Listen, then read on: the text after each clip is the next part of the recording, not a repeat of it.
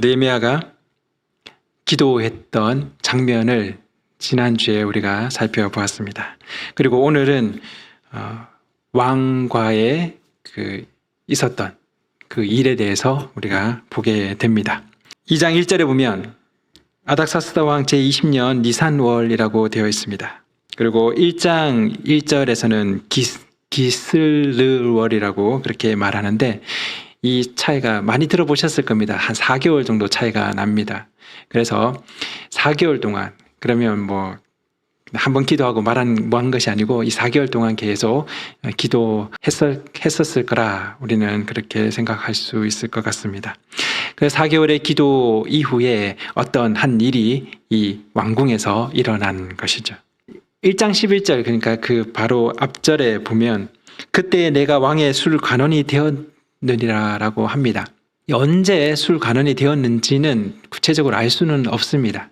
어떤 사람들은 이렇게 기도해서 응답으로 그 자리를 갖게 됐다 이렇게 말하는 사람도 있고 또 어떤 사람은 아니다 그 전부터 거의 수십 년을 이 일에 성실히 이 직무를 다하고 있었다 그렇게 말하는 사람도 있습니다. 여튼 우리가 찾을 수는 없습니다. 하지만 이 언급과 2장 1절이 자연스럽게 연결이 되는 것이죠. 그때 내가 왕의 술 간원이었습니다. 그리고 내가 포도주를 왕에게 드린 어느 날 내가 그 포도주를 드릴 때에 이런 일이 있었습니다. 라고 이렇게 진행되는 것이죠. 그래서 이 자연스럽게 연결되는 부분에서 자기의 그런 위치에 대해서 설명하고 있는 것이죠. 언제 되었다, 그때 되었다. 이것을 알려주려는 것이 아니었던 거죠. 그냥 내가 이 일이 일어나기 위한 자연스러운 연결고리인 거죠. 갑자기 내가 왕에게 술을 따르는데 이렇게 나가지 않는 거죠. 내가 술 관원이었는데 어느 날 내가 술을 따르고 있는 그때 이런 일이 있었습니다. 라고 지금 알려주고 있다고 생각합니다. 술 관원의 역할, 위치 이런 얘기는 많이 들어보셨을 겁니다. 그렇죠? 많이 교회 오래 다니셨으니까. 아주 높은 위치라고 볼 수 있습니다. 바로 옆에서 왕을 보좌할 수 있는 그런 위치죠. 그래서 왕과 아주 사적인 자리를 가질 수 있는 친밀한 그런 관계를 가질 수 있는 그런 위치라고 우리는 생각을 합니다. 그런데 지금 이 느헤미야가 이런 얘기를 하잖아요. 이 일어난 일화를 이야기하기 위해서 내가 이전에 이런 일이 있었다라는 것을 알려주기 위해서 내가 술 관원이었는데 라고 시작하는데 어떻게 보면 자기 자랑 같기도 합니다. 내가 누구냐면 내가 왕의 술 맡은 관원이었어. 어떤 목사님은 그렇게까지 비유하더라고요. 비서실장이라고. 대통령의 비서실장의 그런 모습이다. 이렇게 얘기해요. 왕 곁에 가까이 있는 자라는 거죠. 지금 느헤미야가 자기 자랑을 하고 있습니까? 내가 누구냐면 내가 이런 사람이야 라는 것을 말하고 있는 것이 아닙니다. 앞서서 느헤미야가 어떻게 기도를 마쳤는지 우리는 기억합니다. 이렇게 마치죠. 이 사람 앞에 은혜를 있게 하옵소서. 이때 이 사람이 왕입니다. 왕. 이 사람 앞에 은혜를 있게 하옵소서.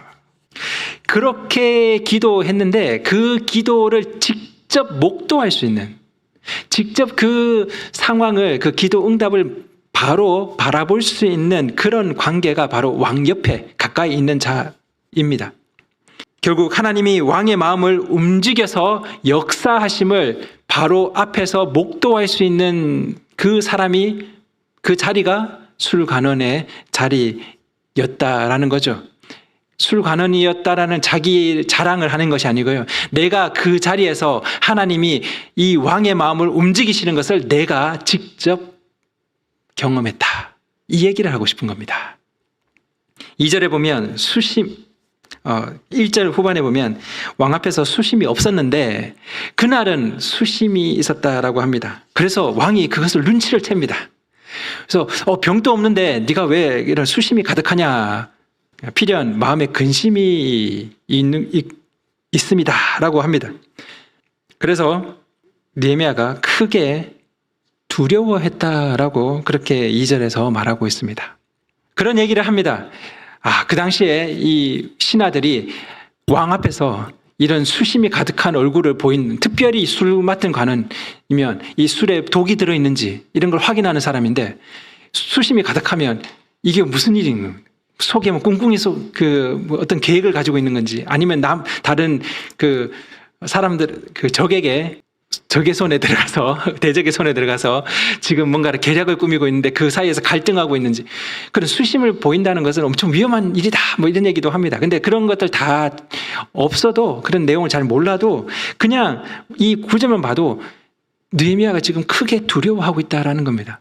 결국 얼굴에 수심을 내비친 것을 왕이 눈치챘다라는 것 자체가 크게 두려워할 일이었다라는 것이죠. 어떤 상황에서 두려워했는지라는 것은 어떻게 보면 우리는 그냥 추측인 거고요.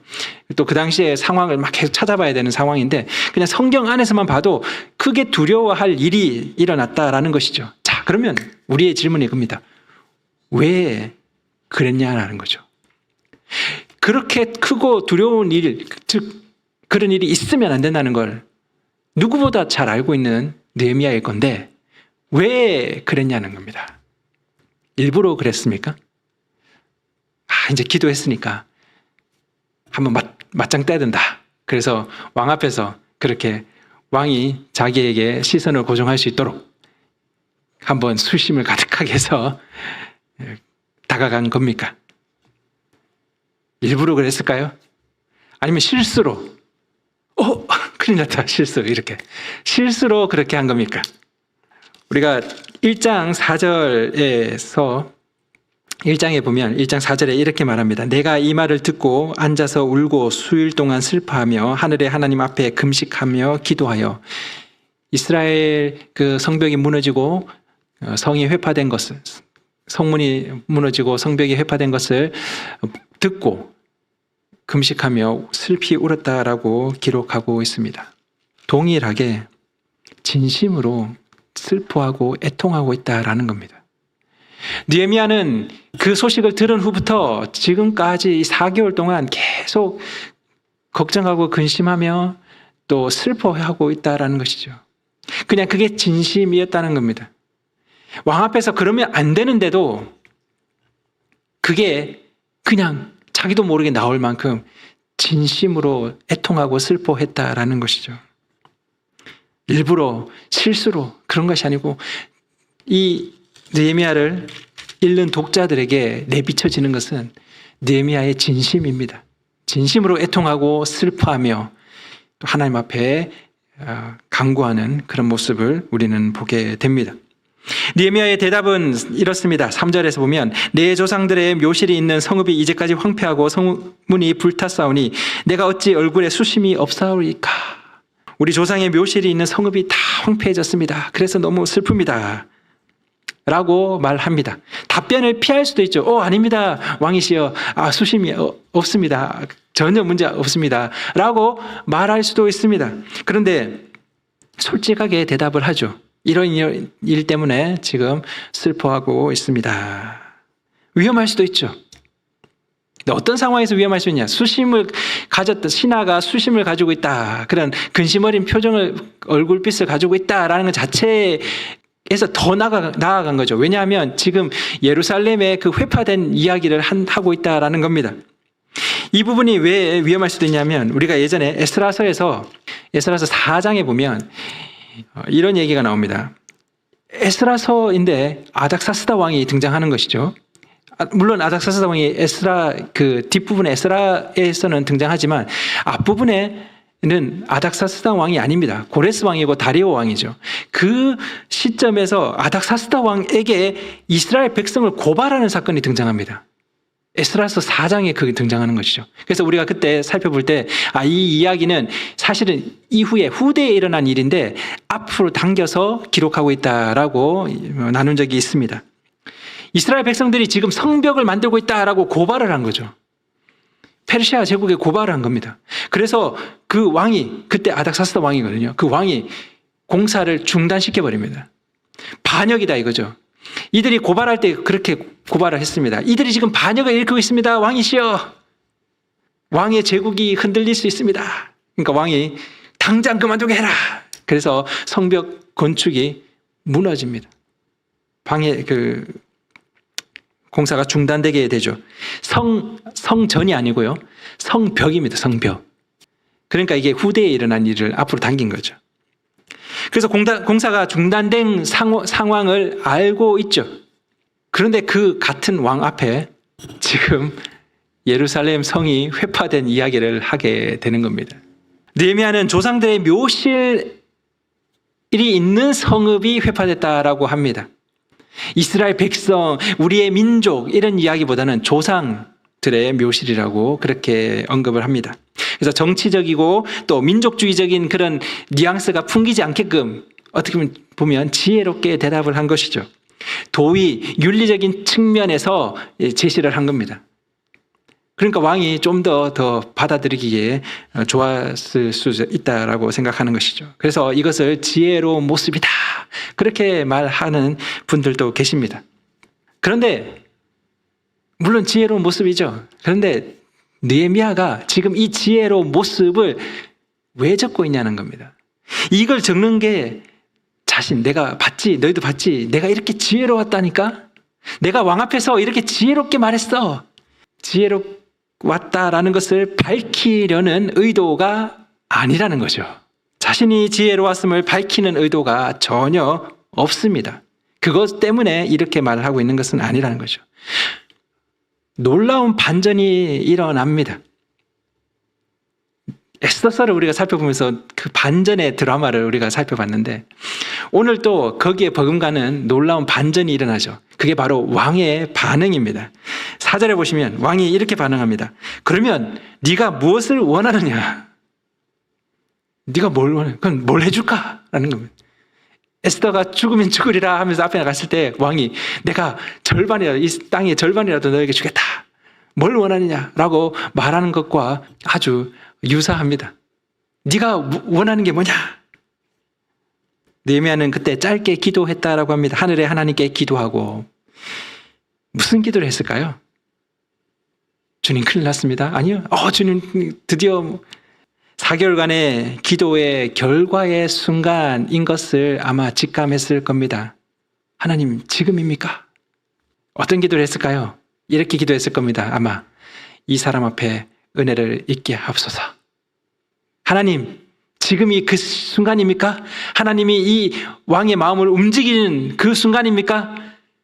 하나님 이 사람 앞에서 하나님 제가 은혜를 있게 하여 주옵소서. 그렇게 짧게 묵도하고 왕에게 요청을 했을 거라고 생각합니다. 왕에게 요청하는 내용이 나옵니다. 나를 보내서 그 성읍을 건축할 수 있게 해 주십시오. 나를 보내달라라고 하는 겁니다. 근데 6절에 보면 그때 왕후도 왕 곁에 앉아 있어라고 합니다. 왕 곁에 앉아 있었더라. 갑자기 이 이야기는 왜 언급하고 있습니까? 왕후가 같이 있었다. 그 당시 문화를 연구하는 사람들은 문화적인 배경을 참고를 하면 왕후가 있는 자리는 좀 사적인 자리였다. 그렇게 보기도 합니다. 그래서 이렇게 말하기도 하죠. 정치적인 갈등이나 여러 반대들, 만약에 신하들이 있거나 공적인 자리라면 다른 신하들도 있겠죠. 그런 공적인 자리에서 이런 이야기를 하면 정치적인 반대를 받을 수도 있는 거죠. 걸림돌이 생길 수도 있습니다. 그 모든 것들을 배제한 그냥 사적인 자리가 되는 것이죠. 좀 마음 편히 다 얘기할 수 있는 그런 상황이 될 수 있습니다. 자, 그러면 그렇게 본다면 느헤미야가 지금 이 순간을 D-Day로 계획을 했던 겁니까? 야, 왕후가 있을 때 터뜨려야 돼. 그렇게 계획을 하고 지금 이 순간을 맞이한 겁니까?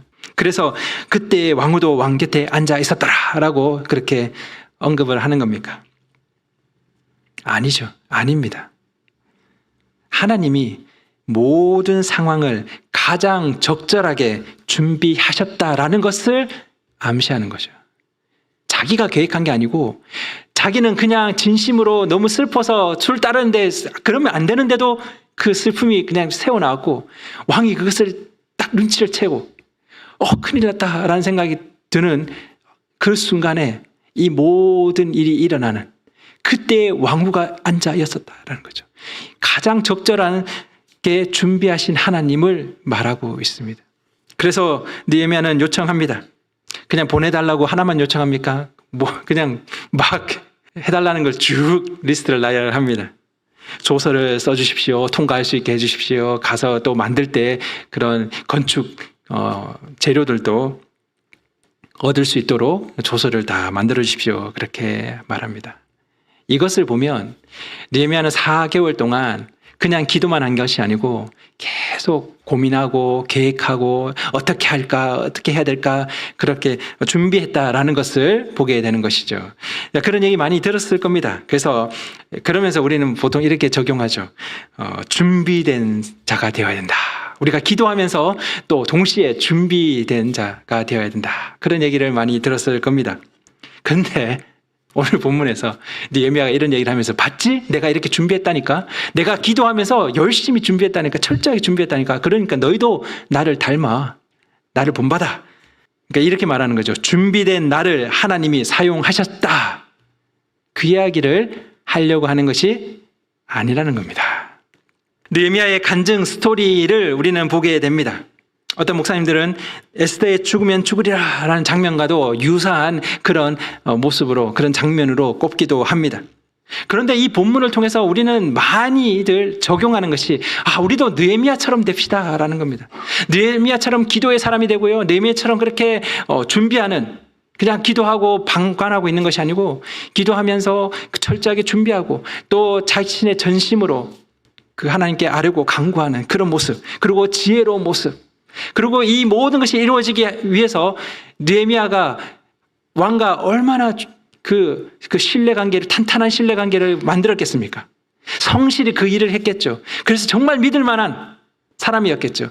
별로 믿을 만한 사람도 아닌데 갑자기 수심이 가득하면 여봐라! 쟤를 잡아서 죽여버려라. 어디 술가는이 나 앞에서 수심을 가득, 그렇게 되겠죠. 그러니까 우리가 맡은 그 일에서 열심을 다하고 성실하게 신실한 모습을 보이는 것. 그래서 때가 되었을 때 하나님께 쓰임받는 사람이 됩시다. 이런 얘기 많이 들어보셨죠? 많이 들어보셨을 거라고 생각합니다. 그래서 지금까지 제가 이야기한 것을 보면서 그거 다 아는데요. 이런 생각을 아마 하실 수도 있습니다.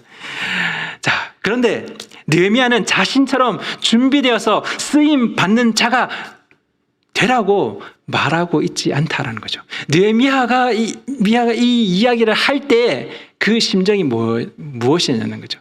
무슨 마음으로 이 이야기를 하고 있냐는 겁니다. 너희도 나를 본받으라. 그게 아니라는 겁니다. 그런데 우리는 느헤미야처럼 되자라고 적용을 합니다. 느헤미야처럼 되자. 에스라를 읽잖아요. 그럼 에스라처럼 되자라고 우리는 적용합니다. 에스라가 율법을 연구하고 율법을 준행하고 이 율법을 가르치기로 작정하는 모습을 봅니다. 그래서 아닥사스다 왕이 봐도, 이 이방인의 왕이 봐도, 쟤를 보낸, 쟤가 가장 적격자다. 그래서 쓰임받았다. 우리도 이렇게 준비되어서 하나님께 쓰임받는 자가 되자. 아닙니다. 에스라가 뭐라고 고백합니까? 그렇게 제가 또 사투리 썼군요. 에스라가 뭐라고 고백합니까? 에스라서 7장 9절에서는 또 8장 18절에서 하나님의 선한 손에 도우심을 입어 내가 그렇게 준비하고 작정해서 쓰임받았습니다. 나를 닮으십시오가 아닌 겁니다. 하나님의 선한 손이 나를 도우심으로 그 도우심을 입어 내가 예루살렘으로 가게 되었습니다. 예루살렘에 안전하게 도착했습니다. 에스라는 그렇게 얘기하고 있는데 우리는 보면서 에스라를 닮읍시다. 느헤미야도 똑같습니다. 느헤미야가 전하고 싶은 핵심 메시지는 18절에 있죠.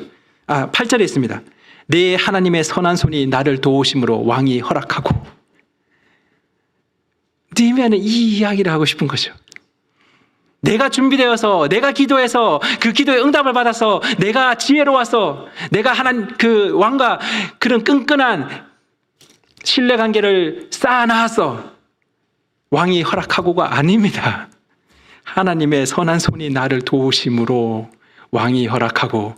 느헤미야는 이렇게 고백합니다. 그런데 우리는 느헤미야를 닮자. 어떻게 하면 느헤미야를 닮을 수 있을까? 이렇게 고민합니다. 10절을 보시면 이스라엘 자손을 흥왕하게 하려는 사람이 왔다 하고 근심했다라고 합니다. 이스라엘 자손을 흥왕하게 하려는 사람. 근데 여기서 그 사람이 중심이 아닙니다. 이스라엘을 흥왕하게가 더 핵심입니다. 누가 흥왕하게 합니까? 느헤미야입니까? 하나님이죠.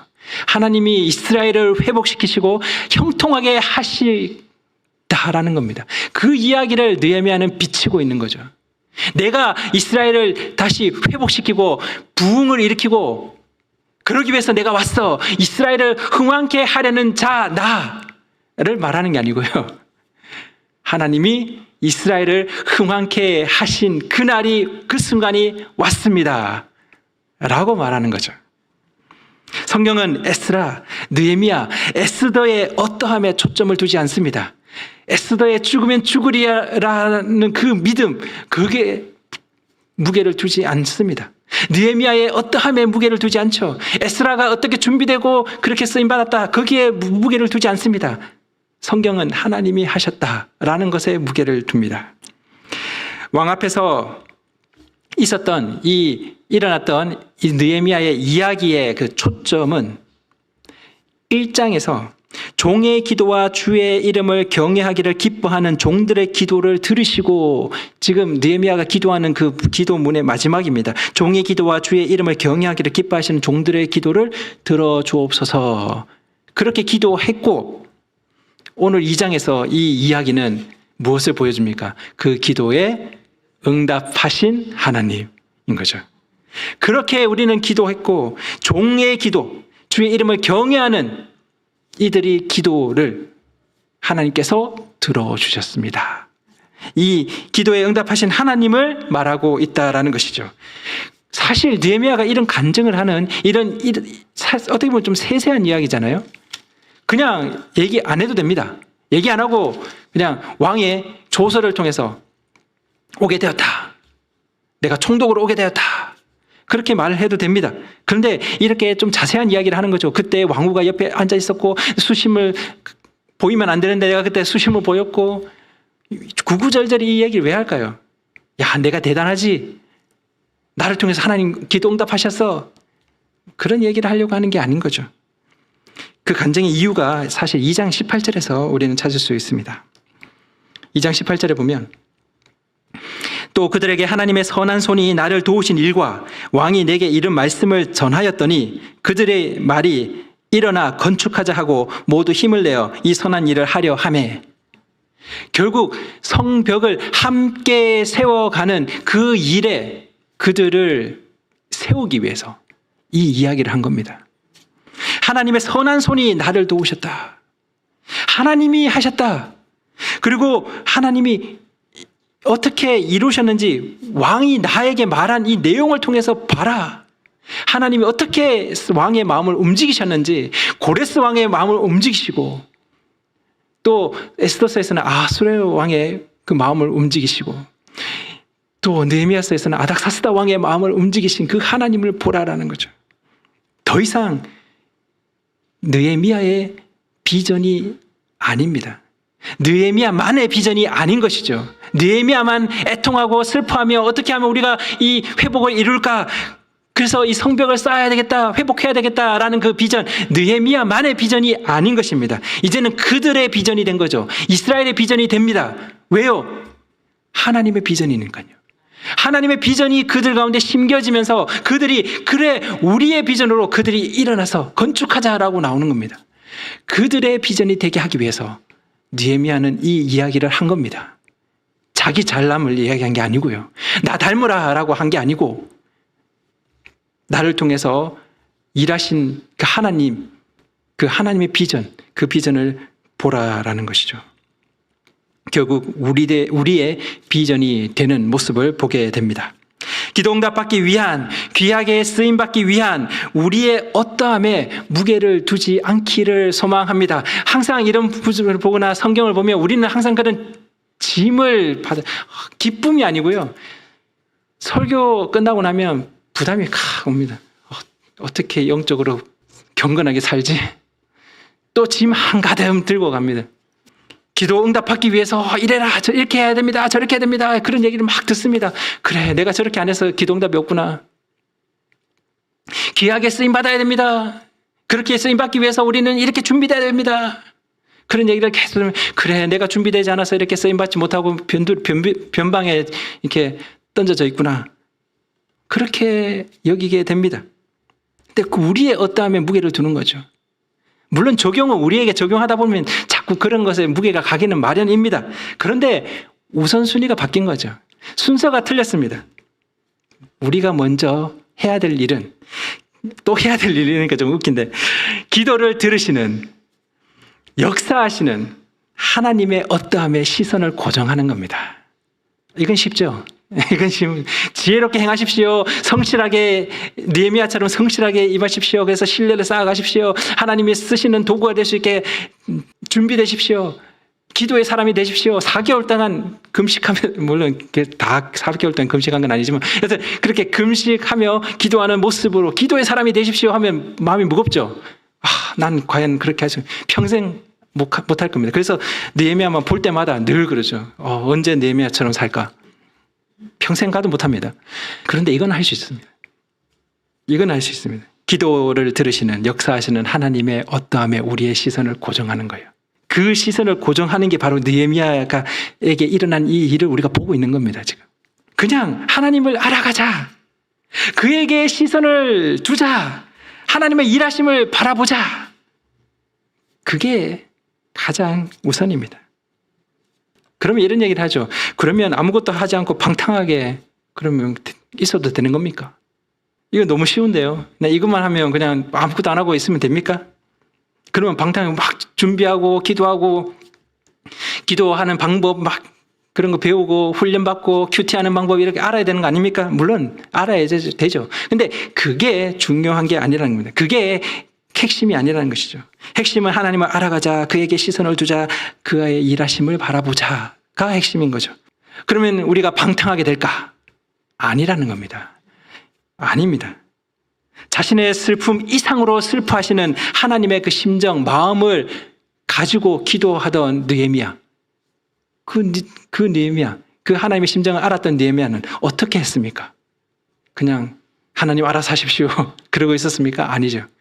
느헤미야의 모습을 가질 수 있었던 것은 하나님의 그 심정을 알고 그 하나님의 심정을 또 경험하고 그 심정으로 하나님 앞에 나아갔기 때문입니다. 그의 시선을 하나님께 고정했죠. 하나님의 일하심을 기대하며 그 앞에서 간구했을 뿐입니다. 그 가운데 느헤미야는 여러 가지 일들을 준비하고 계획하고 구상하고 했던 것이죠. 느헤미야서는 느헤미야의 어떠함을 내보이려고 왕과의 그 일화를 기록하고 있는 것이 아닙니다. 하나님의 선한 손이 도우셨음을 알려주려고 하는 것이죠. 이스라엘의 하나님이 이스라엘을 회복해 하시는 것, 다시 일으키시려는 것을 알려주려고 적은 겁니다. 1차 기환 후에 거의 100년 가까이 지난, 그런데도 여전히 좌절과 수치 가운데 내동댕이 쳐져 있는 그들을 다시 일으키시려는 그 하나님이 움직이셨음을 알려주려고 적은 거라는 거죠. 나를 닮으라고 적은 게 아닙니다. 나를 본받으라고 적은 게 아닌 거죠. 성경은 우리를 아브라함처럼 되십시오, 모세처럼 되십시오, 다윗처럼 되십시오, 에스라처럼 되십시오, 에스더처럼 되십시오, 느헤미야처럼 되라고 윽박지르지 않습니다. 보통 여기 서 있는 사람이 많이 윽박지르죠. 모세처럼 되십시오, 다윗처럼 되십시오, 바울처럼 되십시오. 이 앞에 서 있는 사람들이 많이 그렇게 얘기를 합니다. 근데 정작 성경은 그렇게 윽박지르지 않습니다. 오히려 어떻게 하나님이 약속을 이루어 가셨나, 어떻게 역사하셨나, 어떻게 일하시나를 보여주죠. 성경은 처음부터 끝까지 하나님을 보여주려고 노력합니다. 우리는 투두에 우리 마음을 많이 뺏깁니다. 이렇게 합시다, 저렇게 합시다. 그 부분에 이렇게 해야 됩니다, 저렇게 해야 됩니다. 근데 그런 얘기를 들으면 자극이 돼요. 그리고 도전이 됩니다. 그래서 결심과 작정을 하죠. 보통 그렇지 않습니까? 소련에 가서 막 그런 얘기를 하고 우리가 막 그런 소위 말해서 필 받았을 때 이렇게 하십시다, 이렇게 합시다, 이렇게 우리의 삶을 바꿉시다 이러면 막 자극이 도전이 됩니다. 그리고 그래 나도 결심했어. 옛날에 그 인생극장처럼 그래 결심했어. 내가 이제는 앞으로 이렇게 살 거야. 그런데요, 이것은 우리의 진정한 원동력이 될 수가 없습니다. 자극은 되죠. 어느 순간에 도파민은 줍니다. 근데 정말 원동력은 아니라는 거죠. 그러면 어디서 원동력을 얻을 수 있을까? 저는 to be라고 생각합니다. 무엇을 할까, 어떻게 할까가 아니고요. 우리가 누구인가 아닙니다. 하나님은 누구신가, 우리는 누구인가, 하나님은 무엇을 하셨는가. 이 to be, 어떻게 보면 밋밋하죠. 그거 다 아는데요. 다 아는 얘기인데요. 아무런 자극도 없습니다. 다 아는 건데 밋밋합니다. 전혀 자극이 안 됩니다. 도전도 안 되죠. 다 아는 겁니다. 하나님, 기도 들으신 하나님, 여기 모르는 사람 누가 있습니까? 그런데 이게 진짜 능력인 거죠. 이게 진짜 능력입니다. 밋밋하고 아무런 자극도 주지 못하고 우리를 결심하게 결정하게끔 하지 못하는 건데, 다 아는 사실인데, 그런데 이것이 진짜 능력이라는 겁니다. 느헤미야는 자신의 어떠함을 보라고 전혀 의도한 적이 없습니다. 나의 어떠함을, 내가 어떻게 하나님께 쓰임 받았는지를 그렇게 얘기하고 있지 않습니다. 그걸 전혀 의도하지 않았습니다. 그런데 왜 우리는 이 성경을 읽을 때마다 느헤미야의 어떠함, 그의 어떠함에 갇혀 있습니까? 어떻게 하면 나는 이 사람처럼 살 수 있을까? 나는 왜 어떻게 하면 이 사람처럼 기도의 응답을 받을 수 있을까? 어떻게 하면 쓰임받는 사람이 될까? 우리는 거기에 갇혀 있습니다. 그의 어떠함을 넘어서 하나님의 어떠하심, 거기에 귀를 기울일 수 있었으면 좋겠습니다. 거기서부터 시작하는 것이죠. 하나님의 어떠함에서 시작하는 겁니다. 저 사람들의 간증, 저 사람들의 하나님을 찾으려고 애쓰는 것, 거기서 우리는 벗어나야 합니다. 저 사람의 간증, 저 사람의 그 하나님을 우리는 막 찾으려고 합니다. 저 사람처럼 되어서. 또 이런 얘기도 하죠. 영적 엘리트주의라는 게 있습니다. 영적 엘리트주의. 여기에 빠져서 자신의 욕망, 그 종교적인 욕망, 그 욕망을 하나님이라는 그 허울 좋은 껍데기로 덮는 그런 모습을 우리는 보입니다. 하나님께 쓰임받는 자가 되고 싶다. 하나님 믿음 좋은 자가 되고 싶다. 기도하면 기도가 응답되는 사람이 되고 싶다. 하나님이 쓰시는, 귀하게 쓰시는 사람이 되고 싶다. 그런 얘기 하죠. 말은 그러죠. 질그릇. 근데 그 뒤에 보면 질그릇이든 금그릇이든 하나님께 쓰임받는 그릇이 좋은 그릇이다. 그래서 쓰임받는 그릇이 되게 해주십시오. 그래서 내가 질그릇이지만 쓰임받게 해주십시오. 그렇게 막 얘기는 하는데, 그래도 이왕이면 다홍치마라고 금그릇으로 쓰임받게 해주십시오. 그런 욕망이 불불. 그 상황 가운데서 우리는 영적 엘리트의 주의에 빠지게 됩니다.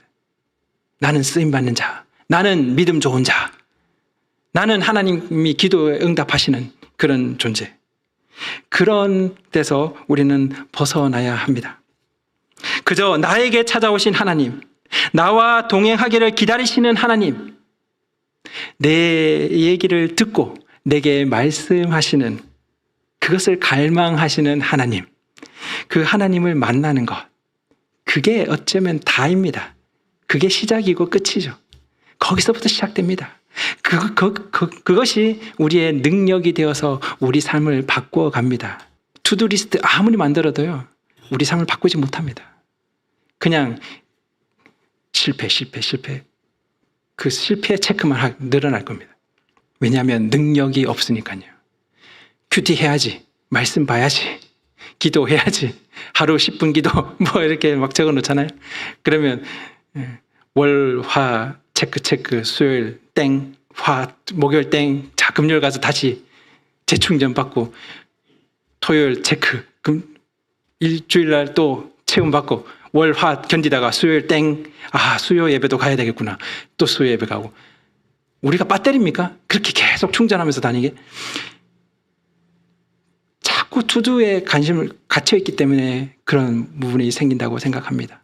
하나님이 어떤 분이신가에만 우리의 시선을 고정하는 것, 그것이 시작입니다. 그리고 그 시작은 우리를 바꾸죠. 그 시작은 우리를 바꿉니다. 그게 우리의 능력이 되는 거죠. 그 능력으로 회복과 변화를 경험한 이들은 에스라처럼, 느헤미야처럼 고백하게 될 겁니다. 하나님의 선한 손이 나를 도우심으로, 하나님의 선한 손을 입어, 이렇게 고백하게 되는 것이죠. 뭐 그렇게 고백하는 사람 많긴 합니다. 막 그 간증한 사람 다 그렇게 고백하잖아요. 하나님이 나를 도우셨습니다. 하나님의 선한 손이 나를 이끄셨습니다. 그런데 알죠? 자기를 드러내고 있는 것과 정말 하나님을 드러내고 있는 것은 차이가 있습니다. 투두리스트를 잘 완성한 사람은요, 자기를 드러내고 싶어 합니다. 왜냐하면 남들 잘 못하는 건 자기는 한 거잖아요. 그래서 자기를 자꾸 드러내려고 하죠. 근데 하나님이 누구신가? 나는 누구인가? 하나님이 무슨 일을 하셨는가? 나는 하나님 앞에서 무슨 일을 저질렀는가? 이것에 시선을 고정하는 사람은 오직 하나님밖에 없습니다 라는 고백을 하게 됩니다. 보면 엄청난 회복과 변화를 막 이끄는데도 그 사람 입에서는 오직 하나님밖에 나오지 않는 거죠. 이게 비밀인데, 아주 단순한 비밀인데 참 하기 힘든 그런 가기 힘든 길이기도 합니다. 제가 말이 길어졌는데 우리가 함께 기도하며 나아갔으면 좋겠습니다. 정말 하나님께 시선을 고정하는 것, 거기서부터 시작했으면 좋겠습니다. 느헤미야를 닮아가려면요, 평생 가도 좀 닮아가지 못합니다. 누가 아브라함을 닮을 수 있겠습니까? 누가 모세를 따라갈 수 있습니까? 누가 바울처럼 살 수 있을까요? 성경에서 이런 인물들을 보여주는 것, 이렇게 해! 라고 우리를 윽박지르려고 적은 것이 아니라고 생각합니다. 성경은 하나님을 보여주죠. 우리도 우리 삶에서 하나님을 만나는 것, 그것밖에 없습니다. 거기에 우리의 마음을 드릴 수 있었으면 좋겠습니다. 기도하겠습니다.